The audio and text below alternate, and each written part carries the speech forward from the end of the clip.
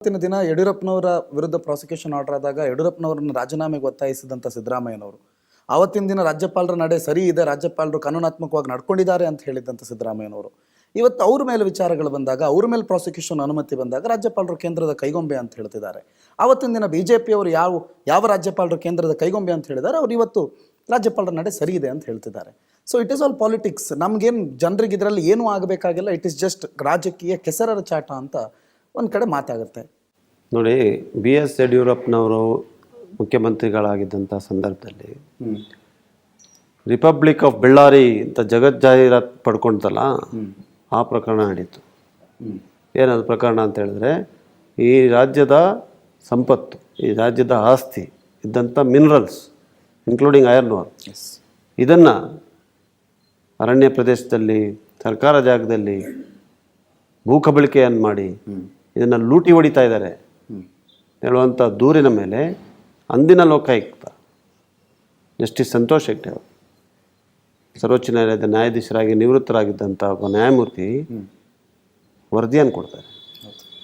ಆ ವರದಿಯ ನಂತರ 3 ಜನ ದೂರುದಾರರು, ಸಿರಾಜುದ್ದೀನ್ ಬಾಷಾ, ಬಾಲರಾಜ್ ಮತ್ತು ಇನ್ನೊಬ್ಬರು ಎಲ್ಲ ಜಾತ್ಯತೀತ ಜನತಾದಳ ಪಕ್ಷದವರು, ಅವರು ನೇರವಾಗಿ ಖಾಸಗಿ ದೂರನ್ನು ಹಾಕ್ತಾರೆ. ಖಾಸಗಿ ದೂರ ಹಾಕಿದಾಗ ಅಂದು ಇದ್ದಂಥ ನ್ಯಾಯಮೂರ್ತಿಗಳು, ನಾನು ಇದು ಮುಖ್ಯಮಂತ್ರಿಗಳ ಮೇಲೆ ತಗೊಳ್ಳಿಕ್ಕೆ ಸಾಧ್ಯ ಆಗೋದಿಲ್ಲ, ನೀವು ಸ್ಯಾಂಕ್ಷನ್ ಪಡ್ಕೊಂಡು ಬನ್ನಿ ಅಂಥೇಳಿ ಆದೇಶವನ್ನು ಹೊರಡಿಸ್ತಾರೆ. ಇದರ ಆಧಾರದ ಮೇಲೆ ಅವರು ರಾಜ್ಯಪಾಲರಿಗೆ ಹೋಗ್ತಾರೆ. ರಾಜ್ಯಪಾಲರು ಸ್ಯಾಂಕ್ಷನ್ ಕೊಟ್ಟರಲ್ಲ, ಸ್ಯಾಂಕ್ಷನ್ ಕೊಟ್ಟಿದ್ದಾರಲ್ಲ, ಇವರು ಸ್ಯಾಂಕ್ಷನ್ನ ಪ್ರಶ್ನೆ ಮಾಡಬೇಕು. ನಾವು ಈಗ ಪ್ರಶ್ನೆ ಮಾಡಿದ್ದೀವಲ್ಲ ನ್ಯಾಯಾಲಯದಲ್ಲಿ.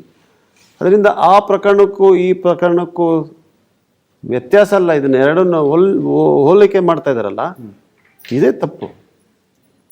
It is scam. ಅದು 16ನೇ ತಾರೀಕು ಆದೇಶ ಮಾಡುವಾಗ ಸ್ನೇಹಮಯಿ ಕೃಷ್ಣ ಅಂತ ಹೇಳುವಂಥ ಒಬ್ಬ ವ್ಯಕ್ತಿ ಮತ್ತು ಪ್ರದೀಪ್ ಅಂತ ಹೇಳುವಂಥ ಒಬ್ಬ ವ್ಯಕ್ತಿ, ಇವರಿಬ್ಬರೂ ಕೂಡ ಅರ್ಜಿಯನ್ನು ಕೊಟ್ಟಿದ್ದಾರೆ.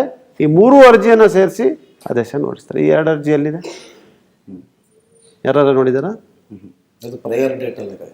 ಅಲ್ಲ, ನನ್ಗೆ ಗೊತ್ತಿಲ್ಲ. ನಾನು ನಿಮ್ಮಲ್ಲಿ ಕೇಳ್ತಾ ಇದ್ದೀನಿ, ಯಾರು ಮಾಧ್ಯಮದವ್ರು ನೋಡಿದಾರಾ?